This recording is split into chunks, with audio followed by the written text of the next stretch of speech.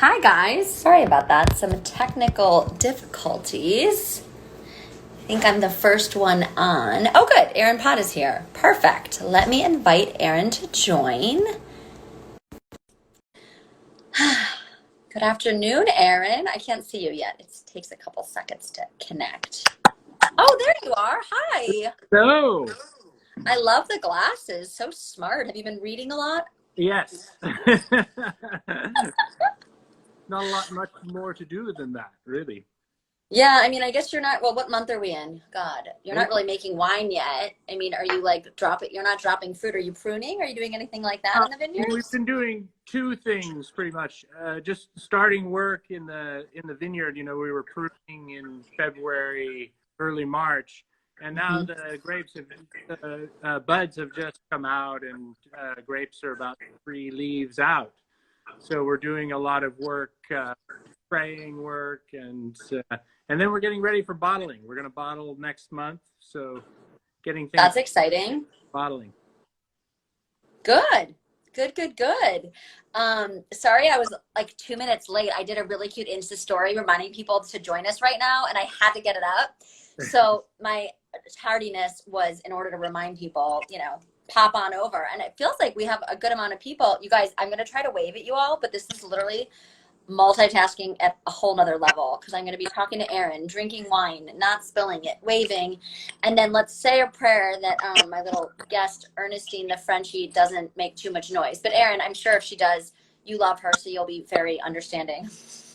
I'm hoping she does actually because Izzy's here and Oh, well, I can get her to say hi. We might as well do it on our terms so she doesn't interrupt us. Let me grab her. Ernie, somebody wants to see I you. think we And need her to. mom is on. So, she's just like, I'm like her aunt. I just Come get her here. occasionally. Her mom, Come here. Margaret, is on too. Hi. Ernie, it's your fans. There's your Yay. Oh, fan. hello. Are you the one that loves Ernie so much? Yes.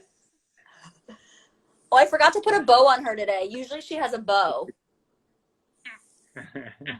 Yeah. Well, yeah, she's very good on TV. And then, hopefully she won't It's bark. Last constant. time I gave her a chew toy and she still barked like halfway through. These children, I don't know how people do it. Okay, well, shall we start, begin the fun? I'm sure people will be popping in and out, but oh, looks like you're ready. Me I am too. on. So why don't we tell everybody what we're drinking just so they can follow along? Hopefully some of you guys pre-ordered. We are going to start with the Viognier. You want to tell us about this, Erin, and sort of share Yeah, I share seem to more? have you going in and out. Uh-oh.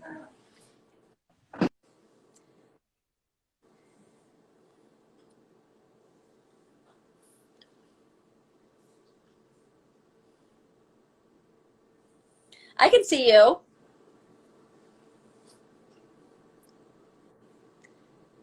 Is that better?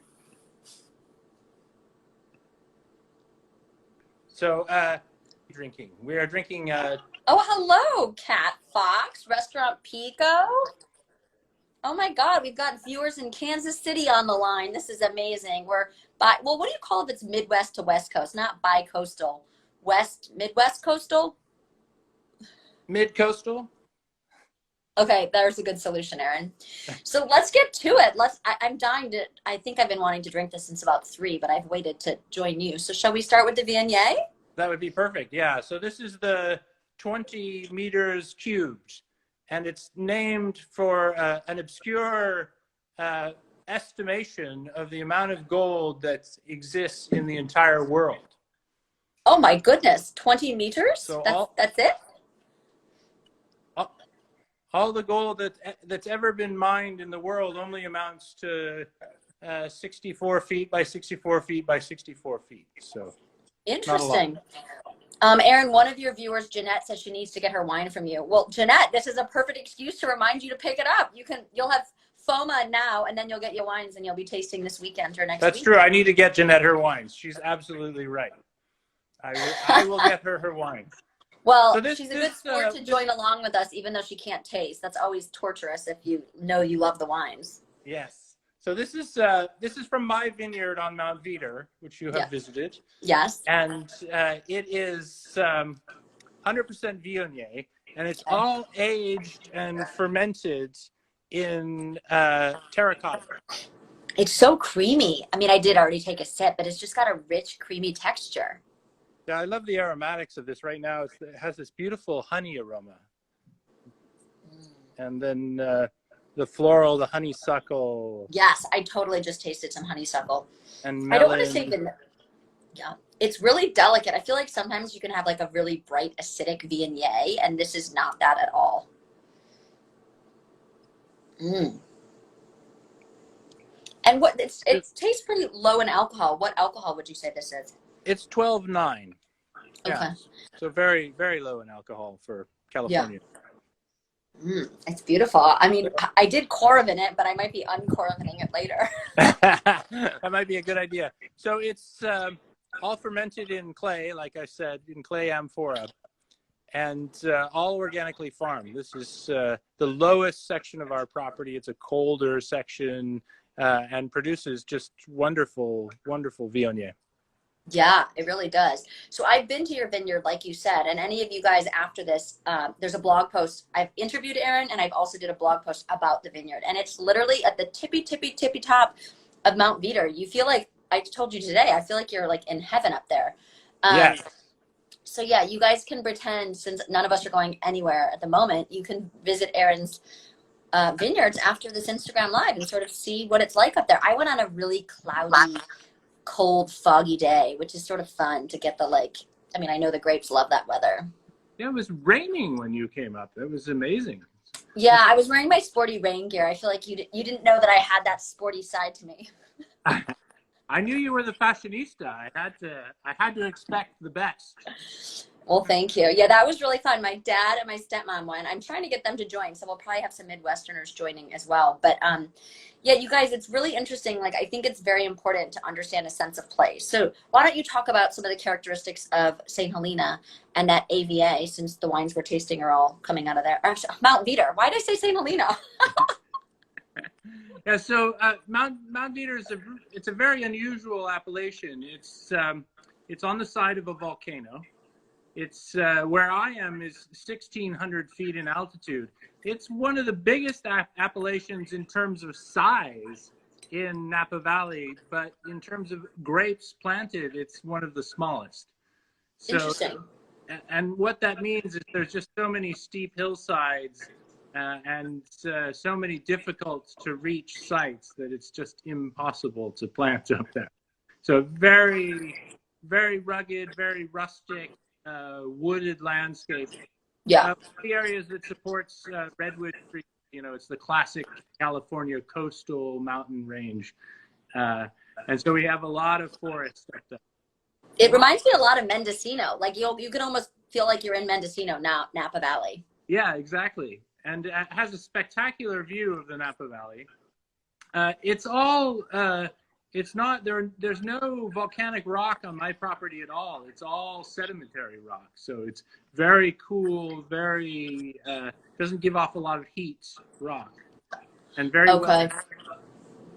well. I forgot one housekeeping item. You guys, if you have questions, which hopefully you will, there's a little question box at the bottom. So put them there because then it's less likely that I miss them because there's a lot going on in the comment feed and I'm trying to pay attention to Aaron. Okay, keep going. So yeah, that's really interesting. It is very, very densely forested. I mean, that's sort of what I've enjoyed when I've been there and been to vineyards. And it's cool. Yeah, it's mountainous and just that mountain Napa Valley fruit. Yeah, and most of the whole mountain range is volcanic because it's the only true volcano in Napa Valley. So it's a direct volcano, and you would expect it to have volcanic rock everywhere, but there's not. And it's really exactly what I was looking for: sedimentary rock at altitude on a hillside in Napa Valley, and really just to plant Cabernet Franc. And I got a whole lot more than I bargained for. Yeah. So what varietals do you plant up there? So I have Viognier, I have Merlot, I have Cabernet Franc, I have Cabernet Sauvignon. Great. Okay, so I know we're gonna taste two more Cabernet Sauvignon. I can't say it as well as you, but you did study in France, so you picked up the perfect accent. So that's actually a good lead-in. Why don't you share a little bit more about your winemaking background? Um, how Well, you got started, what brought you to Napa, all of the above. so very long story, but I mean, I got into wine as a kid and fell in love with it very early on. I went straight to school. After high school, I went straight to Davis to study viticulture, or study enology, actually, and then studied viticulture at the University of Burgundy. I got Wow. my first real job in the wine industry was at Newton Vineyards, and I was working for a great winemaker named John Kongsgaard as his assistant. And Newton's in Napa, right? yeah, Newton's in St. Okay. Helena, Okay. in the Spring Mountain appellation, just outside of the town of St. Helena. Okay. And the Newtons were very wealthy. They were the ones that founded Sterling Vineyards. They had all sorts of other things going on, so they could afford to hire a lot of fancy French consultants. Oh, perfect. We had Dominique Lafont and also a guy named Michel Roland working. Yes. Yes. And Michel was, at the time, he only had two gigs in California at Simi Vineyards and at Newton Vineyards. And now he has over 100 different consulting clients all around the world, 20 different countries. But at the time, he was very lonely, and he consulted at Newton, and I would invite him over for dinner and have friends come up with great wines to try with him. And eventually, I got up the courage to ask if he could find me a job. Oh. And I was imagining myself working in a cellar, in just getting back to France, enjoying living in France, and maybe getting paid, maybe not getting paid. And he called me up within a week, and he said, "I have the perfect job for you," and was very cryptic about it. Yeah. I didn't really realize that I was interviewing for the job of winemaker at Chateau Trollon-Mondot, this fabulous Grand Cru Classé. It's now a premier Grand Cru Classé Chateau in Saint-Emilion in Bordeaux. I didn't realize I was interviewing for that job until I actually drove through the gates of the property. So this was in Napa, but the job was in France? I had to fly to France for the interview. Okay, because was consulting in Napa, but he was France-based, so he had a job offer for you in France. Yeah. Okay. We have a couple people that are popping in, so we're talking about how Aaron got into his winemaking career, and he got an amazing lead with this very well-known French winemaker who, now we'll keep going. You got an interview in France at the winery. Yes, and I mean, if he said I could do it, I could do it, and so I started working there. And, spent like 6 years of my life running Chateau in Bordeaux. Sounds awful. Yeah, it was terrible. I mean, rough. I'm surprised you came back. That's the next important question. How did you leave Bordeaux to come to France? Did you meet your fabulous wife? What brought you over? Well, so my mother was very lonely without me living nearby. And so she was constantly thinking about another job for me. Okay. And one day she called me up and she said, "I saw the strangest classified ad in the newspaper, and so I sent your resume in." And, that was nice of her. Yeah, it's a little bizarre, but you're like, "I'm really happy at my current job, Mom, but I know I'm just pouring more as you talk. It feels like the polite thing to do." Don't let me interrupt you. No, don't worry. So my mother had applied for this job that was asking for people that spoke French, Spanish, and Italian, and had a degree in enology. Well, I have to interrupt you before this comment goes away. Wine Holio says, "Aaron is the best winemaker in the U.S. We love him and his wines." Oh man, I love that guy. I mean, I feel like we're just done here. We should just wrap it up. That's what an endorsement. And I see I have an ex boss of mine that's on there. AR Hodge 707 is an ex boss of mine. These Instagram lives just bringing fans from all over the world. Yeah, well, sorry to interrupt, but that was a compliment worth sharing. Keep going. Nice. Yeah, I'm happy to be everybody's best winemaker. So my mother had this strange job that she applied for me for, and it was for running all of the overseas winemaking operations for Beringer. Oh, And they assumed that nobody would apply for this job, and they would try to figure out how to work it out without one person working. But I applied, and I was the only person to apply, and so they gave me the job. And I thought, oh, this is great. You know, I'm young and like to travel. This would be awesome. And so yeah. I was traveling to Chile and Argentina to work on projects there. We had 3 projects in Italy and a project in France. And so I was kind of jet setting around the world to these. Jet setting winemaker. We could share a joy. Yeah, that's really fun when you get a job that takes you to fun places like that, especially because each of those regions has such different wines. Yeah, and it was a great learning experience for me as well. The first thing that they paid for me to do was Italian was my weak link. I had French and Spanish, but Italian was my real weak link. So they sent me to Florence for a month. And, Oh, another awful job assignment. You had it so rough. Your travel sounds like my travel for the blog. Exactly. So I spent a month in Italy just learning the language, and that included a meal a day, and at one of the best restaurants, and a bottle of wine, and it was wonderful. Great way to learn the language. Yeah.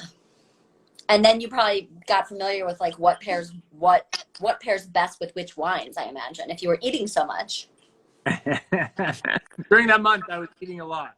I Yeah. mean, during the whole time I was eating a lot because there were so many wonderful places to eat in the wine regions of Italy, France, Chile, Argentina. There's so many fabulous restaurants and so on. So speaking of food, I have a surprise for you. Ah. If I really got my act together, I would have mailed this to you, but logistically that didn't happen. I just spotted these at the store the other day, and every time I have these, I think of you because you introduced them to me. So I don't know if they're allowed with the Cabernet. This is your tasting, but I bought them, and I was like, I'm going to surprise Aaron and show him that I have them. It's sort of mean if you don't have them. Okay, that's sort of what I figured, and I was like, they've been sitting in my pantry for a few days. I can't believe I haven't opened them yet. I'll live vicariously through them while you eat them. I actually went to Press today and got takeout, and I had the truffle fries. Oh, okay. We're even then. Press versus that. Yeah. I don't feel so bad for you. So David Wine Tours is asking what restaurant you're with. Well, he is not with a restaurant. He's a winemaker. So why don't I let you share which brands, in addition to Pott wine, you make wine for? Because a lot of people might not know. Oh, gosh. That's a question. So I worked for 11 people besides myself, besides Pott Wine, and I'll go through them and tell a little bit about them, each one. But the first one's Rolando Garcia, who's a spine surgeon in Florida, and he owns a fabulous tiny little vineyard on Howell Mountain, and we make a very small amount of wine for him. I just need to pay my respects to Howell Mountain. I love Mount Veeder, but Howell Mountain. F-E. What? Sorry, keep going. I was just raving about Howell Mountain. I will change your mind. I will change your mind. Mount Veeder is the superior mountain. Okay. I'm telling you. I'm open to convert. When you see the 60-foot waterfall next to my property, you will know why. Yes. That's your next trip. So Fee is the next one. It's on lower part of Spring Mountain, but just north of St. Helena, and a new wine that's going to come out this year, and it's just a fabulous spot, great growing area, wonderful people. It's going to be very special. I work for a very small guy named James Kluwer, who has a wine called Sigma. And James is an MW, and he runs a series of schools around the world teaching other people about wine. And so I'm very honored that a master of wine would choose me to make his own. And the grapes come from Trailside Vineyard, the very famous Heights property on Silverado Trail in Rutherford. And we make a obscenely small amount of wine for him. Cabernet. Martin Estate in Rutherford. Yeah, it's it's the first winery in Rutherford, the old Harrison property, and was started in the 19th century. And the Martin family, they're wonderful characters from Rutherford. He's an arms expert for antique armaments and does auction items and so on. And his whole house is a museum. Really worth Martin Estate. Thanks, Gene. He just gave suits of armor. Oh, Gene just gave us a nice compliment. I had to give him a little thank you. I find it really irritating when I'm watching Instagram lives and nobody talks back at the comments. So if I have to interrupt occasionally, it's just to keep our viewers engaged. Okay, yes. So what were we at? Like 6 or 7 of 12? We're only at 4, I think. Oh my God! I gotta stop interrupting. Emos is the king of K-pop.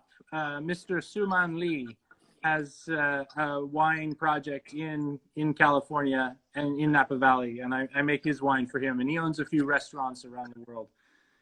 Greer, which is in Rutherford, Rob Greer, fabulous vineyard that I used to make a wine called the Arsenal out of, and we make wines for Greer. St. Helena Winery on Pratt Avenue.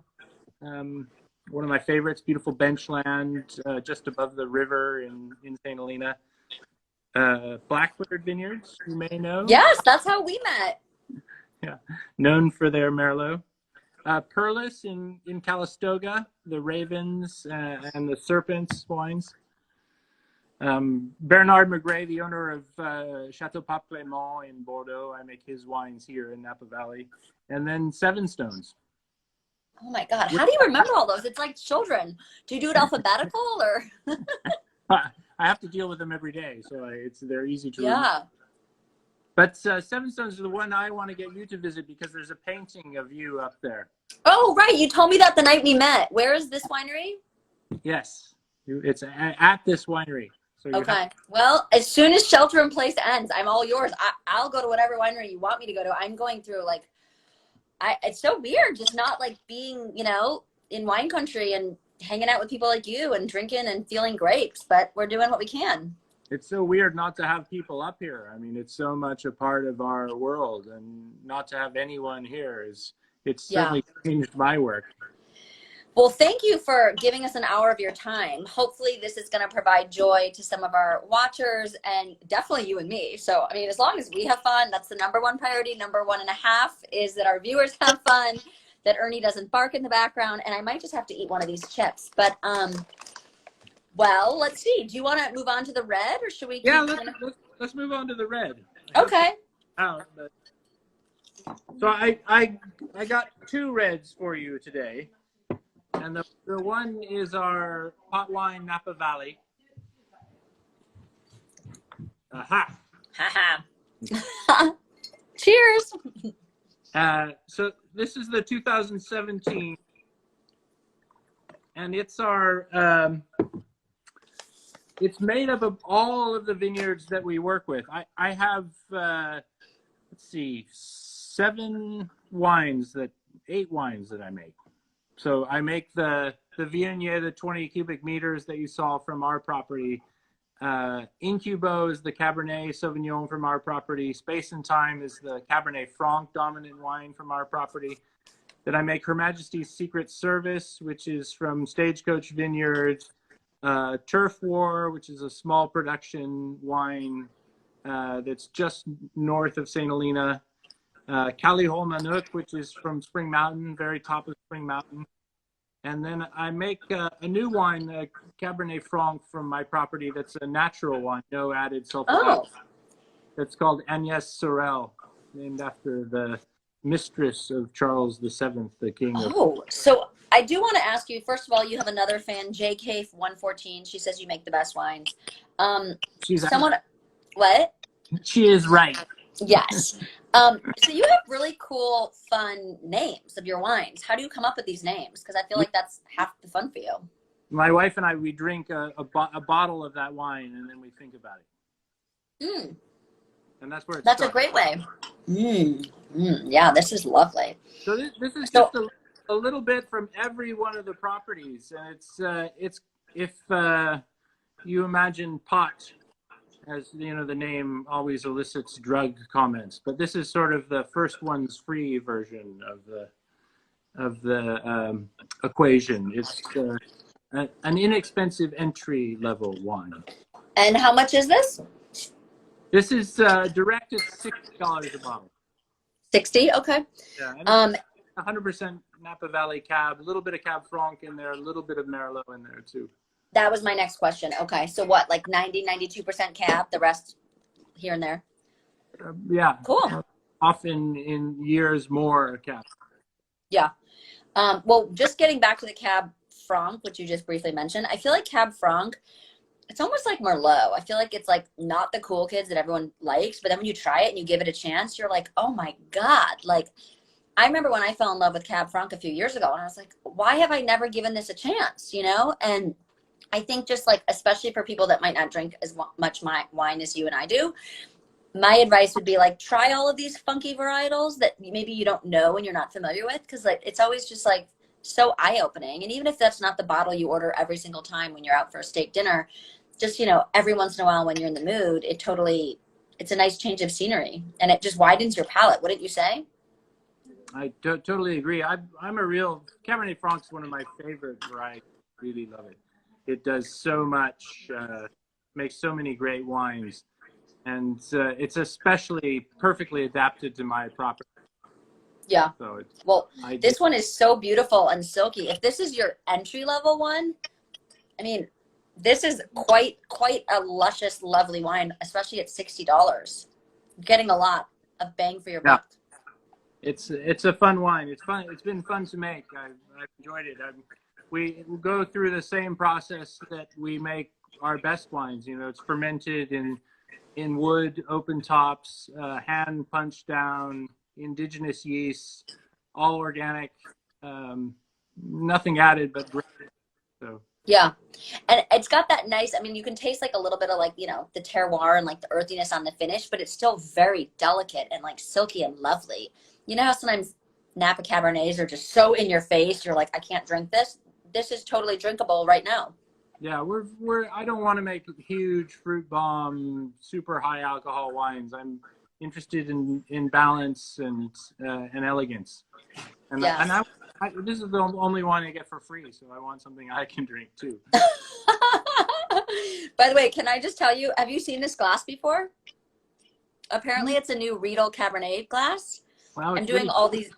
Isn't it cool? I guess it's Max Riedl's like favorite thing. So since I'm doing all these great tastings, they sent me all these glasses to try. So I'd be curious, guys, what do you think? Give your thoughts on the glass. Oh, hello, Leslie Sabraca. We love you. Oh, yeah, she says you're a great winemaker. Well, Leslie, you're great too. We love you. I wish we could do a little three-way camera sharing. She's a great person. So great for Napa Valley. Yeah, she's like the queen. I want to say the princess queen of Napa Valley. Okay, we've got a lot of people getting a little jealous of our Cab Franc talk. Well, let's get back to Cabernet Sauvignon. So this is the 16. Well, oh no, this is the 17. No, this is 17. 16. Yeah. Got it. Okay. Oh yeah, I did look at the right one. Okay. Oh, Leslie likes the glass. I know, it's sort of fun and it's really big. I mean, just to give you guys a point of comparison. Yes. It's like monstrous. I mean, I bet a porta here might be like 7 or 8 ounces. I want Max to send me one of those. Max, if you're listening, send me a glass. Yeah. Well, I have a few, so if I see you, I can give you a few. I think I have a dozen. I'll just have like one a day for 2 weeks, because I mean, it's not like I'm drinking wine with anybody besides myself.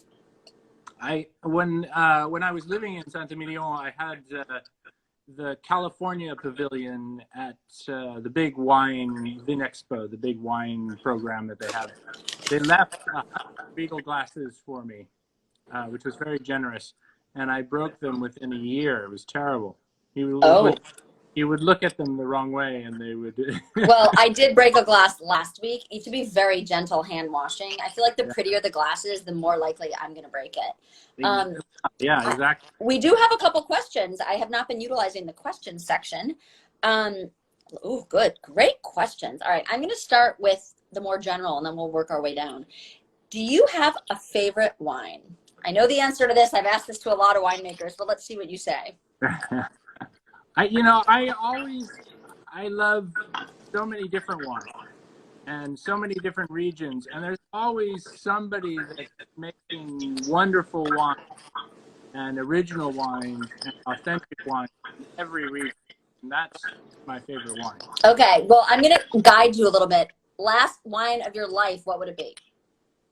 One glass. One glass of the last wine of my life. I think I would have to go